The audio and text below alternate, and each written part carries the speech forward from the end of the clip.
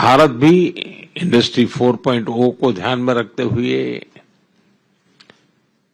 या सेमीकंडक्टर का क्षेत्र को देखते हुए हम स्किल डेवलपमेंट पर बहुत बल दे रहे हैं। भारत की आवश्यकताओं के साथ उसका संबंध एक ग्लोबल जॉब मार्केट के से भी जुड़ा हुआ है। अगर आपकी कंपनियां ग्लोबली क्या चल रहा है उसका एक अगर सर्वे करें, ग्लोबल डिमांड क्या है उसका अगर एक एनालिसिस करें और उसके अनुसार भारत में स्किल डेवलपमेंट के लिए आए तो ग्लोबल जॉब मार्केट को बड़ी आसानी से एड्रेस कर सकते हैं। ये मेरा तीसरा कार्यकाल है और आप में से जो लोग भारत से परिचित हैं उनको पता है कि 1962 के बाद 60 साल के बाद भारत में किसी सरकार को तीसरी बार देश की जनता ने सेवा करने का अवसर दिया है और दुनिया में सबसे ज्यादा लोगों ने वोट कर करके इस सरकार को बनाया है। और उसका मूल कारण है कि 10 साल का इस सरकार के नीतियों पर विश्वास, उसकी नीयत पर विश्वास और देश को जिस दिशा में हम ले जा रहे हैं, देश में जिस ऊंचाई को प्राप्त करने का हम प्रयास कर रहे हैं, वो भारत के सामान्य मानवीय के एस्पिरेशंस के अनुकूल है और तब जाकर के इतना बड़ा देश आपके साथ चलता है। यहाँ एविएशन सेक्टर के लोग हैं, दुनिया में फास्टेस्ट ग्रोइंग एविएशन सेक्टर कहीं है तो भारत में है और हम भी चाहते हैं कि बहुत तेजी से एविएशन के लिए जो जरूरी इंफ्रास्ट्रक्चर है, जो एमआरओज की जरूरत है, वो हमारी प्रायोरिटी का भी एक क्षेत्र है। और इसलिए मैं चाहूंगा, अब जैसे सिंगापुर एयरलाइन का कहना है कि हमें जरा कनेक्टिविटी के लिए नए नए डेस्टिनेशन मिले, बहुत स्वाभाविक है, लेकिन मैं ये भी चाहूंगा कि आप इतना छोटा विचार मत रखिए। आप आइए, नए एयरपोर्ट के मैदान इन्वेस्टमेंट की दृष्टि से आइए, डेस्टिनेशन भी ले जाइए, एक विन विन सिचुएशन बनेगी। एयरपोर्ट का निर्माण भी आप करेंगे, डेस्टिनेशन का अपॉर्चुनिटी भी आपको मिलेगा। तो हम एक उस प्रकार से एक पैकेज बना करके चल सकते हैं, क्योंकि भारत में शायद मुझे बहुत ही निकट भविष्य में 100 से ज्यादा एयरपोर्ट बनाने होंगे। यानी अपने आप में एक बहुत बड़ा मिशन है, क्योंकि जिस प्रकार से मेरा यहाँ एविएशन सेक्टर का ग्रोथ है और जिस प्रकार से एस्पिरेशनल सोसाइटी के ये जो मांग है, आज मैं उसको कैटर नहीं कर पा रहा हूं, हम कम पड़ रहे हैं, हमें बहुत बड़ी आवश्यकता है।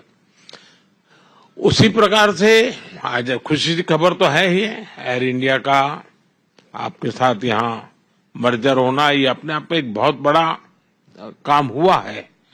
लेकिन ये भी हम सोचे कि Bharat with in India domestic air traffic के लिए हम चाहते हैं कि कंपटीशन की स्थिति बने, अधिक कंपनी आए।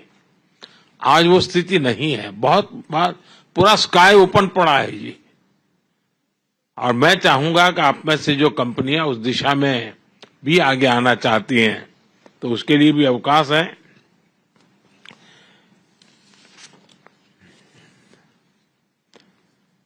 एनर्जी सेक्टर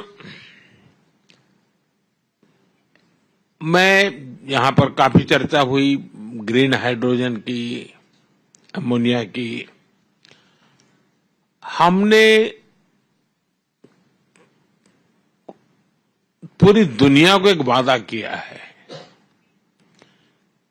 और हम ग्लोबल वार्मिंग को जो चैलेंज मानते हैं उसमें हम सिर्फ अपनी संवेदना व्यक्त कर करके अटकने वाले नहीं है, हम सॉल्यूशन देने वाले लोग हैं। और हमने 500 गीगावाट का लक्ष्य टारगेट किया है और 2030 तक मुझे करना है। और उसमें मैं न्यूक्लियर की तरफ भी उतना ही जाना चाहता हूं, हाइड्रो पर भी जाना चाहता हूं, सोलार पर भी जाना चाहता हूं, विंड पर भी जाना चाहता हूं। उसी प्रकार से हमने बायोफ्यूल की पॉलिसी बनाई है, उसकी दिशा में भी एक बहुत बड़ा काम। और आपने G20 समिट में भी हमारे जो आउटकम है उसमें बायोफ्यूल की बात आपके ध्यान में आई होगी। भारत उसको लीड करना चाहता है। मैं चाहूंगा ऐसे अनेक क्षेत्र हैं एनर्जी से जुड़े हुए, जिसके कारण ग्रीन जॉब की पूरी संभावना है। उसके लिए भी हम काफी इनिशिएटिव ले रहे हैं। मैं आपसे आग्रह करूंगा, आप आइए। हम देश में दूसरे प्रकार से भी एनवायरनमेंट को एड्रेस करना है, जैसे हमारी स्क्रैपिंग पॉलिसी। ये इतनी बड़ी अपॉर्चुनिटी है। मैं सरकार के सारे पुराने व्हीकल स्क्रैप करने की दिशा में जा रहा हूं। इतने बड़े देश में सारे पुराने व्हीकल स्क्रैप होना है, इतना बड़ा काम है। अगर आपकी कंपनियां मान लीजिए इन्वेस्टमेंट करें या खुद उस दिशा में आए, और उसके कारण इलेक्ट्रिक व्हीकल का बहुत बड़ा नया मार्केट बनेगा। जैसे मेरे मन में है कि मैं मेरे देश की मेरी पहली प्रायोरिटी सारे एम्बुलेंसेस, जितने पुराने एम्बुलेंस है उन सारे एम्बुलेंस को स्क्रैप कर देना और उन सबको नए, और वो भी हाइब्रिड इलेक्ट्रिक व्हीकल भी हो और हमारे जो रेगुलर जिस प्रकार का फ्यूल का उपयोग करते हैं, ताकि कभी एम्बुलेंस को रुकने की नौबत ना आ जाए। अब आप कल्पना कर सकते हैं हिंदुस्तान जैसे इतने बड़े देश में कितनी बड़ी आवश्यकता होगी पब्लिक ट्रांसपोर्ट। तो स्क्रैपिंग का एक ऐसा बड़ा क्षेत्र है, अगर आप वहां की कंपनियों को फाइनेंस की मदद कर सकते हैं और थोड़ा शुरू में, क्योंकि एक प्रकार से ग्लोबल गुड के लिए है, ये एनवायरनमेंट की दृष्टि से बहुत बड़ा काम है, तो आपके लिए एक बहुत बड़ा अवसर के रूप में। आप जानते हैं, मैं पहले भी कह चुका हूं, रिफॉर्म के क्षेत्र में मेरी सरकार बहुत प्रतिबद्ध है और हम रिफॉर्म हमारे देश की आवश्यकता, हमारे देश के भविष्य को ध्यान में रख के कर रहे हैं, लेकिन हम ग्लोबल स्टैंडर्ड को मीट करने वाले रिफॉर्म्स भी कर रहे हैं। और रिफॉर्म परफॉर्म ट्रांसफॉर्म करके संकल्प को लेकर के हम चल रहे हैं। और जैसा गौतम जी ने उल्लेख भी किया मेरे लास्ट भाषण का, मैं तो कहूंगा हम रिफॉर्म करेंगे, आप परफॉर्म कीजिए। अवसर ही अवसर है। और आप जानते हैं, जहां तक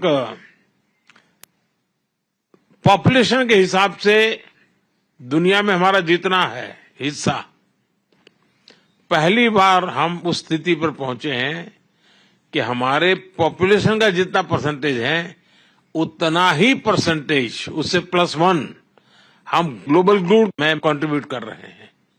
यानी एक वैश्विक जिम्मेवारियों को संतुलित रूप से निभाना, ये बहुत कम लोग कर सकते हैं, जो आज इतना बड़ा भारत देश कर रहा है। तो मैं मानता हूं कि इसको आप आगे जाकर के अपने फायदे में भी कैसे बदल सकते हैं। आप देखते हैं फिनटेक की दुनिया में भारत के पास टैलेंट भी है, उसका लाभ तो मिलेगा, लेकिन भारत के लोग टेक्नोलॉजी के अडॉप्ट करने में कितने तेज हैं। आज फिनटेक की दुनिया में हमारा यूपीआई, फाइनेंशियल डिजिटल ट्रांजैक्शन, दुनिया में जितना रियल टाइम ट्रांजैक्शन होता है उसका 50% अकेले इंडिया में होता है। इसका मतलब ये ऐसा क्षेत्र है कि जिसमें, इसका मतलब ये हुआ कि फिनटेक की दुनिया में अगर ग्लोबल लीडर बनना है तो भारत को केंद्र बिंदु बना करके बड़ी आसानी से आप फिनटेक की दुनिया में आप आगे आ सकते हैं। स्टार्टअप के अंदर हमने काफी रिफॉर्म की है। इस बजट में भी हमने स्टार्टअप को काफी रिलैक्सेशन दिए हैं। भारत में Tier 2, Tier 3 सिटी में भी बहुत तेजी से स्टार्टअप ग्रो कर रहे हैं। 10 साल के भीतर भीतर हम करीब 10 साल पहले 100 स्टार्टअप थे, आज करीब करीब 100,000 से भी ज्यादा स्टार्टअप है।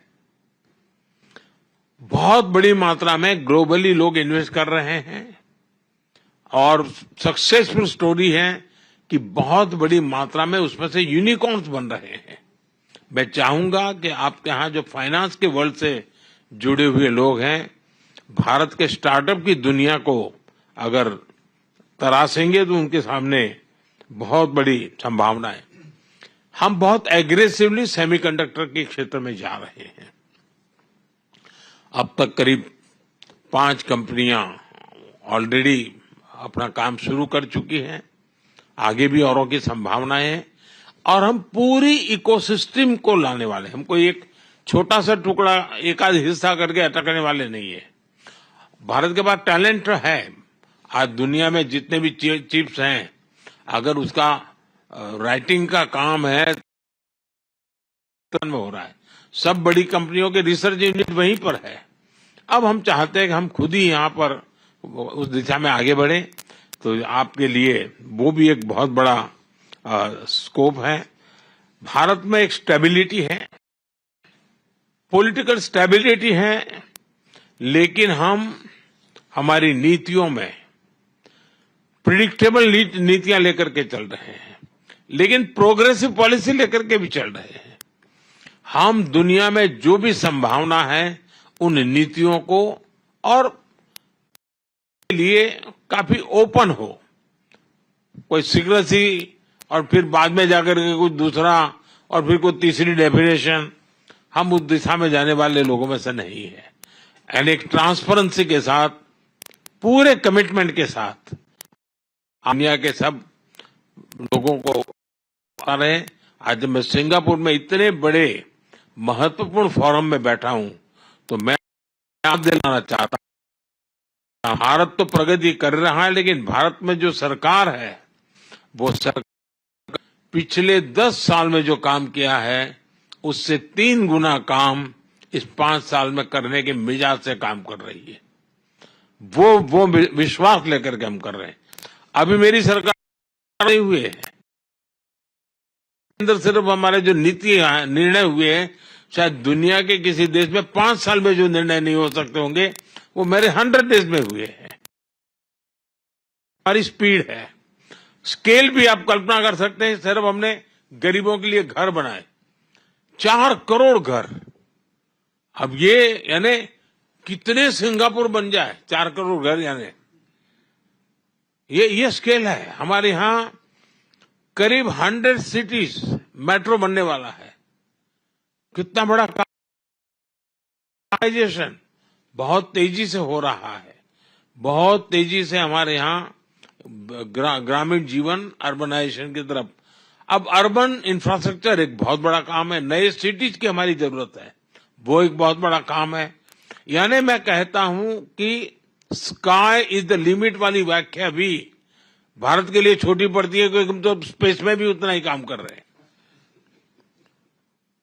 स्पेस में आज दुनिया में हमने जिस प्रकार से काम किया है और स्पेस को हमने ओपन अप कर दिया है। मेरे यहाँ पॉलिसी में अब स्पेस को हमने सरकारी एक इकाई के रूप में नहीं रखा है, इसको हमने ओपन अप किया है। आज सिर्फ स्पेस में मेरे यहाँ 200 से ज्यादा स्टार्टअप्स हैं और 22-25 साल के बच्चे खुद अपने सैटेलाइट लॉन्च कर रहे हैं। यानी आप कल्पना कर सकते हैं कि कितना तेजी से विकास हो रहा है। और इस विकास की यात्रा में मैं आप सबको भागीदार बनने के लिए निमंत्रण देता हूं। मुझे बहुत अच्छा लगा, आप सबने समय निकाला। आप में से बहुत से साथी हैं जिनको कभी न कभी मुझे मिलने का अवसर मिला है। कुछ लोगों से सामूहिक मिला हूं, कुछ लोगों से व्यक्तिगत मिला हूं। जब मैं सिंगापुर में आप सबसे मिलता हूं तो मुझे ऐसा लगता नहीं है कि मैं किसी नए लोगों को मिल रहा हूं या नई बात सुन रहा हूं।